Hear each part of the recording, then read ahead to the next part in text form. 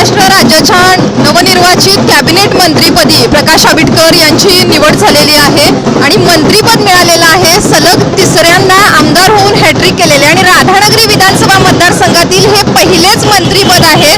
काय सांगाल, आमदार होऊन गेलेत आणि आमदार होऊन कॅबिनेट मंत्रीपद घेऊन आता मंत्र्यांची गाडी आपल्याकडे येते, काय सांगाल? महाराष्ट्र राज्याचे माजी मुख्यमंत्री व शिवसेना पक्षाचे मुख्य नेते आदरणीय एकनाथ शिंदे साहेबांच्या नेतृत्वाखाली आमच्या राधानगरी विधानसभा मतदारसंघाचे लोकप्रिय आमदार आदरणीय प्रकाशरावजी आंबेडकर साहेब यांना या राधानगरीतील जनतेनं प्रचंड अशा मताधिक्यानं निवडून दिलं व सलग तिसऱ्या वेळी निवडून दिल्यामुळं या मतदारसंघाची एक अपेक्षा होती की या गेल्या 67 वर्षामध्ये राधानगरी विधानसभा मतदारसंघाला आजपर्यंत मंत्रिपदापासून हा मतदारसंघ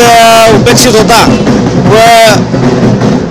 राज्याचे नेते शिवसेनेचे मुख्य नेते आदरणीय एकनाथरावजी शिंदे साहेब यांनी लोकप्रिय आमदार प्रकाशराव आंबेडकर यांना कॅबिनेट मंत्रिपदाची जबाबदारी देऊन हा मतदारसंघ व हा संपूर्ण कोल्हापूर जिल्हा व